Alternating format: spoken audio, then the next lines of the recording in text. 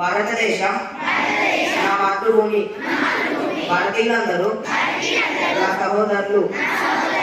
నేను నా దేశాన్ని ప్రేమిస్తున్నాను. సుసంపన్నమైన బహుళమైన నా దేశ వారసత్వ సంపద నాకు గర్వకారణం. దీనికి అర్హత పొందడానికి సర్వదా నేను కృషి చేస్తున్నాను. నా తల్లిదండ్రులను, ఉపాధ్యాయులను, పెద్దలందరినీ గౌరవిస్తాను. ప్రతి వారితోనూ మర్యాదగా నడుచుకుంటాను. జంతువుల పట్ల దయతో కలిగి ఉంటాను. నా దేశం పట్ల, నా ప్రజల పట్ల సేవానిధితో కలిగి ఉంటానని ప్రతిజ్ఞ చేస్తున్నాను. వారి శ్రేయాభివృద్ధులే ఆనందానిపై మూలం. జై హింద్. నేను 7వ తరగతి టొపాజ్ నుండి అంతర్జాతీయ మరియు జాతీయ వార్తలు మీ ముందుకు తీసుకొచ్చాను. అంతర్జాతీయ వార్తలు. అబుదాబి నుండి కేరళకు బయలుదేరిన విమానంలో మంటలు. పైలట్ అప్రమత్తతతో 184 మంది ప్రాణాలు సురక్షితం. జాతీయ వార్తలు. ప్రముఖ తెలుగు లెజెండరీ సినీ దర్శకుడు కళా తపస్వి కె విశ్వనాథ్ మరణానికి ప్రధాని మోదీ సహా ప్రముఖుల నివాళి. ధన్యవాదాలు. నా మిత్రురాలు రూపశ్రీ జాతీయ మరియు క్రీడా వార్తలు కొనసాగిస్తుంది. నా పేరు రూప. నేను 7వ తరగతి టొపాస్ నుంచి చదువుతున్నాను.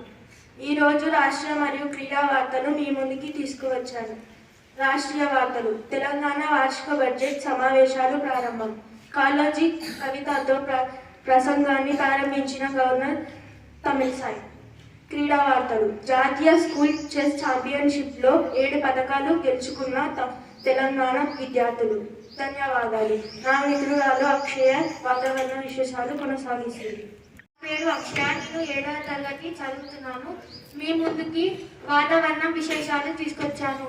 కనిష్ట ఉష్ణోగ్రత 12 డిగ్రీల సెంటీగ్రేడ్లు, గరిష్ట ఉష్ణోగ్రత 33 డిగ్రీల సెంటీగ్రేడ్లు. ధన్యవాదాలు. నా మిత్రురాలు అశ్విత సూక్తిని మీ ముందుకు తీసుకొస్తుంది. నమస్కారం అందరికీ. నేటి సూక్తిని మీ ముందుకు తీసుకువచ్చింది అశ్విత 7వ తరగతి టొపాజ్ నుండి. సూక్తి. మాతృ నింద మహావ్యాధి, పితృ నింద పిశాచత, దైవ నింద దరిద్ర శాతు, గురు నింద కులక్షయం. దీని భావం ఏమిటంటే అమ్మను నిందిస్తే వ్యాధి వస్తుంది, నాన్నను నిందిస్తే పిశాచి అవుతాడు, దైవాన్ని నిందిస్తే దరిద్రుడు అవుతాడు, గురువుని నిందిస్తే కులక్షయం. ధన్యవాదాలు. నా మిత్రురాలు శ్రీమ కొత్త పదాన్ని మీ ముందుకు తీసుకొస్తుంది. ఈరోజు కొత్త పదం మీ ముందుకు తీసుకొచ్చింది శ్రీమ 7వ తరగతి నుంచి. కొత్త పదం. నింద. దూషించు లేదా తిట్టు. అందరూ మరొకసారి నాతో పాటు పలకండి. నింద. దూషించు లేదా తిట్టు. ధన్యవాదాలు. నా తర్వాత నా మిత్రురాలు హాసిని ప్రశ్నలు కొనసాగిస్తుంది. శ్రీమయ్య. అందరికీ నమస్కారం. నా పేరు హాసిని. నేను 7వ తరగతి టొపాజ్ నుంచి వచ్చాను. నేను ఈరోజు 1వ తరగతి 4వ తరగతి వరకు ప్రశ్నలు తీసుకొని వచ్చాను.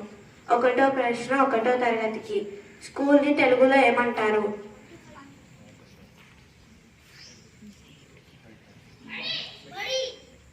మీరు సరైన సమాధానం చెప్పారు. జవాబు వచ్చేసి బడి. మనం అందరం అభినందిద్దాం.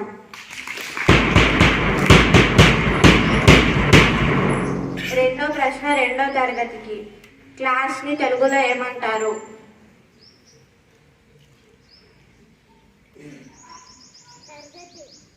మీరు సరైన సమాధానం చెప్పారు. జవాబు వచ్చేసి తరగతి. మనం అందరం అభినందిద్దాం. మూడో ప్రశ్న 3వ తరగతికి. పెన్నుని తెలుగులో ఏమంటారు? నేను మళ్ళీ చెప్తున్నాను. పెన్నుని తెలుగులో ఏమంటారు?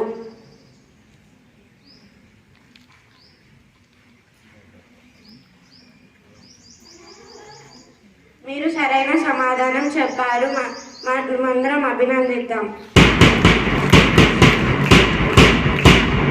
4వ ప్రశ్న 4వ తరగతికి. బ్లాక్ బోర్డ్ని తెలుగులో ఏమంటారు?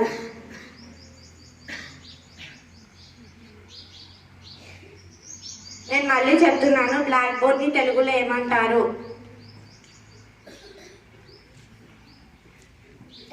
మీరు సరైన సమాధానం చెప్పలేదు. జవాబు వచ్చేసి నల్లవల్ల. ధన్యవాదములు. నా మిత్రురాలు అమూల్య కొన్ని ప్రశ్నలు కొనసాగిస్తుంది.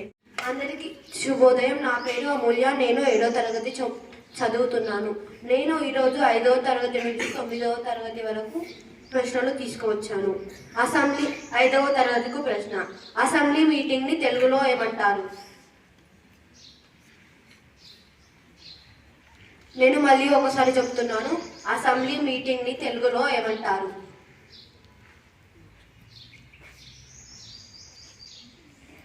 సరైన సమాధానం వచ్చేసి ప్రార్థన సమావేశం. 6వ తరగతికు ప్రశ్న. శేఖాన్ని తెలుగులో ఏమంటారు? సమాధానం మీరు చెప్పింది తప్పైన సమాధానం. సమాధానం వచ్చేసి కరచాలనం. 7వ తరగతికు ప్రశ్న. సెల్ ఫోన్ని తెలుగులో ఏమంటారు? మీరు చెప్పిన సమాధానం సరి అయినది. వారిని అభినందించండి. 8వ తరగతికు ప్రశ్న. వాల్ క్లాక్ని తెలుగులో ఏమంటారు? మీరు చెప్పిన సమాధానం సరి అయినది. వారిని అభినందించండి. 9వ తరగతికు ప్రశ్న. ఎలక్ట్రిసిటీని తెలుగులో ఏమంటారు? మీరు చెప్పిన సమాధానం సరి అయినది. వారిని అభినందించండి. ధన్యవాదాలు.